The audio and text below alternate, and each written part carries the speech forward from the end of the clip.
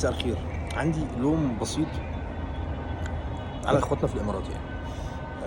انا كمصري ببقى مبسوط جدا بلاقي فيه مصري تاني بيتكرم في دوله اجنبيه او دوله غير مصريه، يعني ده خارج الحدود يعني، وخصوصا لو بيتكرم في دوله زي دوله الامارات.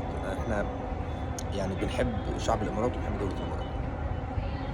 بلوم عليهم في حاجه واحده: كرم اللي انت عايز تكرمه، مفيش اي مشكله خالص، دي حاجه المفروض ان هي تبسطني.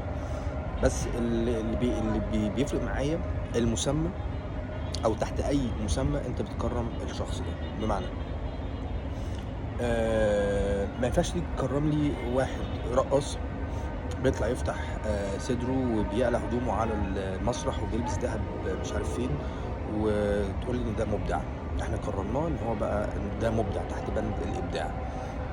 انا اسف، ما ينفعش تجيب لي مطرب افراح ومهرجانات وتقول لي ده مبدع ويتكرم تحت بند او تحت مسمى الابداع.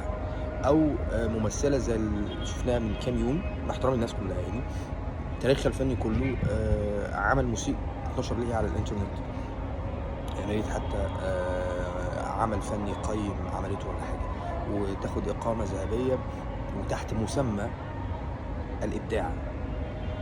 الحاجه اللي ضايقني ان انت حصرت المبدعين في مصر في الاشكال دي، مع احترامي للناس كلها.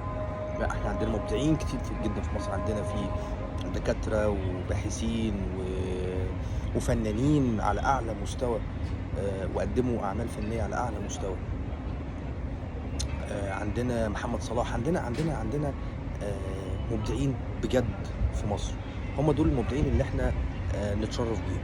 لكن أي حد تاني كرم، بس ما يبقاش تحت مسمى الإبداع.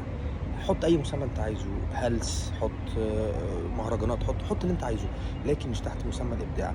الابداع المصري ما انحصرش في الناس دي، الابداع المصري عندنا مختلف تماما، وهي دي مصر. دي رسالتي لاخواتنا في الامارات عشان احنا بنحبهم، فبنلوم عليهم اللوم البسيط الصغير ده. مساء الفل.